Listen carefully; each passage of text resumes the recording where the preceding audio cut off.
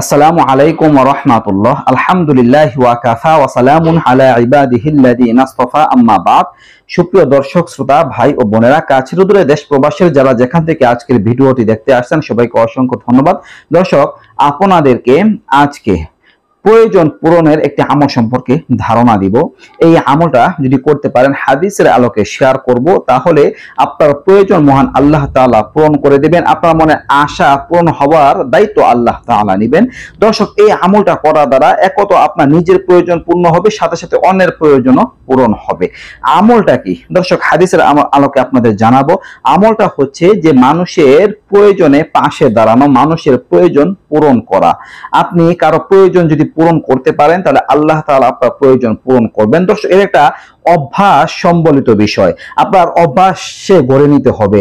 গরিব অসহায় যদি আপনার কাছে হাত পাতে সহযোগিতা চায়, আপনি দান খয়রাত করবেন, দান সৎকার করবেন, তার এই পাশে দাঁড়াবেন। আপনার প্রতিবেশী, আপনার পরিবারের কেউ, আপনার ভাই হতে পারে, আপনার বোন হতে পারে, যে কেউ যদি কোনো সমস্যায় থাকে, তাহলে আপনি তার সমস্যা দূর করার চেষ্টা করবেন, আর্থিকভাবে সহযোগিতা করার চেষ্টা করবেন, হাতকে প্রশস্ত করার চেষ্টা করবেন। এরকমটা যদি করেন, আপনি যদি একজন মানুষের প্রয়োজন পূরণ করেন, তাহলে হাদিসে মধ্যে বলা হয়েছে আল্লাহ তাআলা তার প্রয়োজন পূরণ করে দেবেন। তো দর্শক, আমরা এমনটা করব, অনেকে হয়তো কৃপণতার পথ অবলম্বন করি, হাতকে সংকুচিত করে রাখি, অর্থ সম্পদ ব্যয় করতে চান, এমনটা ঠিক না।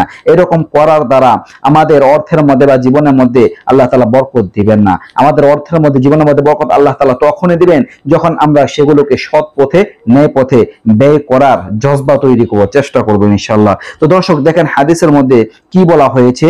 একটা হাদিস, যে হাদিসটি মুসলিম শরীফের মধ্যে আসছে, 6746 নম্বর হাদিস।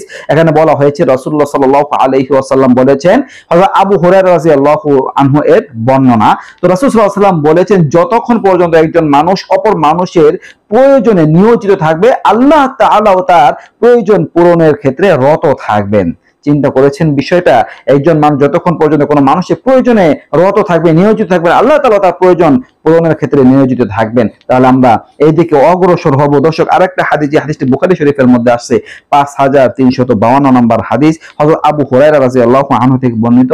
রাসূলুল্লাহ সাল্লাল্লাহু আলাইহি ওয়াসাল্লাম বলেছেন, মহান আল্লাহ বলেন হাদিসে কুদসি, হে আদম সন্তান, আল্লাহ তাআলা বলেন, হে আদম সন্তান, তুমি ব্যয় করো, আমিও তোমার প্রতি ব্যয় করব।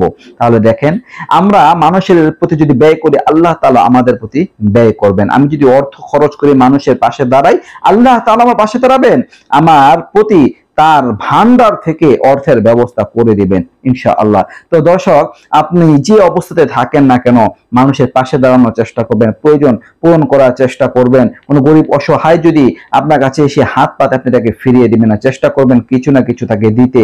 যতটুকু আপনার সম্ভব হয়, 10 টাকা 20 টাকা, যতটুকু আপনার সামর্থ্য হয় আপনি দেওয়ার চেষ্টা করবেন। পাড়া প্রতিবেশীদের থেকে কেউ যদি অসহায় থাকে, অভাবে থাকে, কোনো প্রয়োজন তাদের থাকে, পূরণ করার চেষ্টা করবেন, আল্লাহ তাআলা আপনার প্রয়োজন পূরণ করে দিবেন। দর্শক, এটাই হলো মানবতা, আর এটাই হলো প্রকৃত একজন মুসলমানের ইসলামের উপর টিকে থাকার একটা আদর্শ।